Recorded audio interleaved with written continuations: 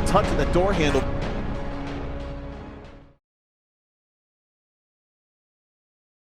Would be very bad for those people. Barker aggressive down the inside at turn 6, gets the job done. Will it hurt his exit at all as Cephalo went for the run on exit?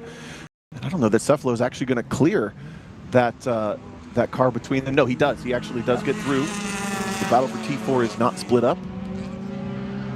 Whoa, big rotation for the Neon in front. That should make it easy for the leaders there to be able to get past the Neon. Oh, snapped off to driver's left, just out of our frame. Yep. Didn't quite get the front-wheel drive power to pull it out of that thing. And there you see Cephalo right on the outside, but it was a defensive move by Barker. Now it's side by side. Barker on the inside, Cephalo on the outside, trying to get it done going into turn 1.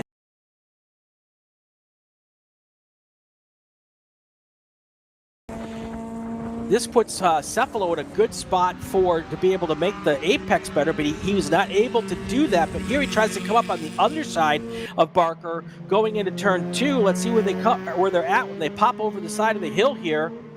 Cephalo has the better line going through side by side through 2. Now side by side through 3. This is going to put Barker in a better position going into 4. That was great defense from Ethan Barker. A little touch of the door handle, but Barker followed Cephalo straight to the apex at turn 2 and really balked the exit from Cephalo to get off of turn 3. That's the only reason that Barker's still leading this race.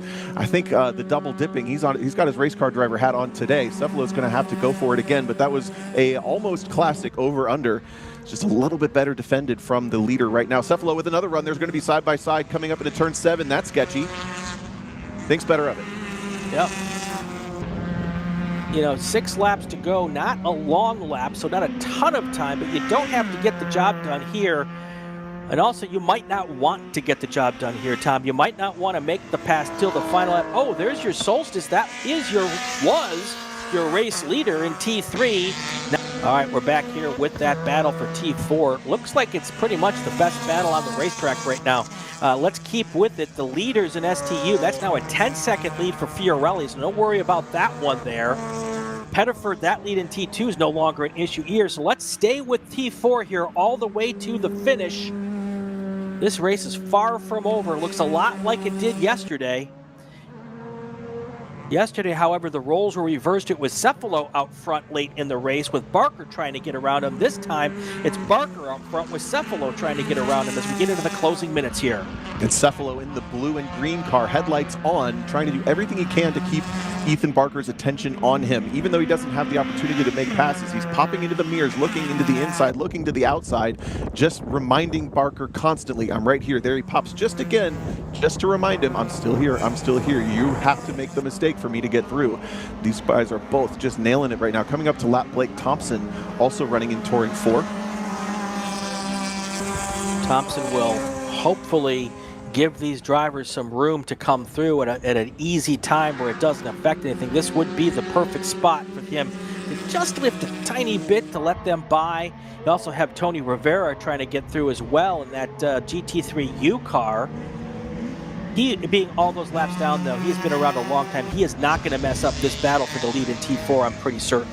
Yeah, I think he'll be pretty respectful with that as he starts to get his way past Blake Thompson in that beautiful RX-3. All right, Cephalo has been really good at making these corners open up for him. See, he's got a bit more radius on him, and he tends to get a better run out of turn 5 right here and turn 6. Hearing we're going to get the white flag next time by, so this will be at the last lap and a half for these T4 drivers to settle it. One more time going, or 2 more times coming here into turn 7. Cephalo not close enough to try to make an attempt there. Maybe just trying to save a little bit of, oh, there he is, a lot closer there, a little bit wide there by Barker. As Cephalo now tries to go side by side. He'll be on the outside going into turn 10 here, and Barker will be able to defend pretty well.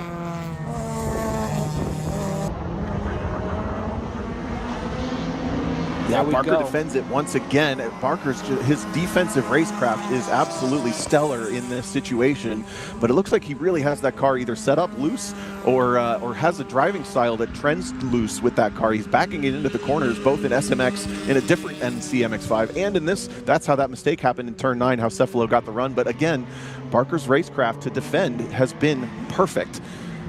Yeah, but of course they can't try a pass here because that yellow flag is out. Right. Now they can get back to racing, being past that solstice.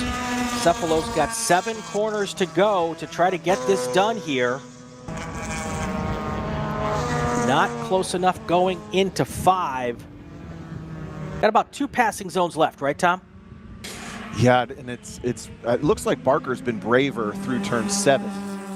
Cephalo always gets this pretty decent run.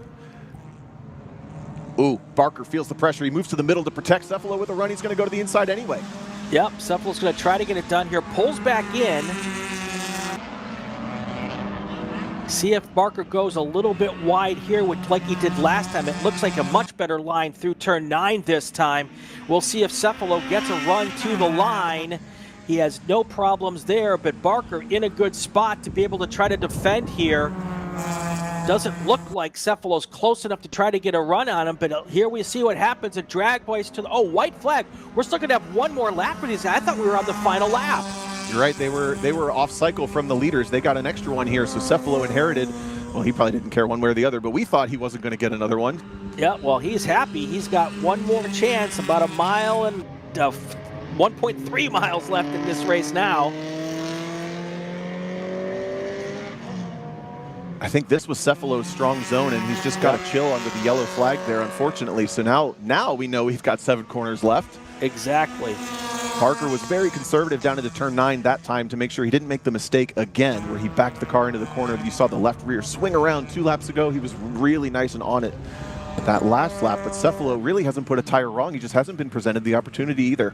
Yeah, as well as Barker hasn't put a tire wrong either, and that's been the difficulty for Cephalo. He's made a couple slips, but he's always recovered perfectly. Yep.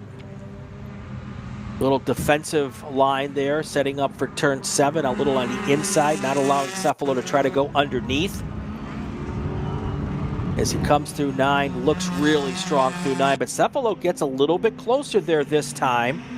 Don't think it's close enough to make a move, but he's going to certainly give it one more shot here as he tries to go to the inside here. A little surprising Barker that doesn't take a better line defensively through 10, but maybe he thinks he's got enough power, and it does look like it. Here they come, down to the line. This time it's going to be Barker first, followed by Mark Cephalo. Saddle up right here next to the Deletion Bumper. We're still for the 2 channels of labels now.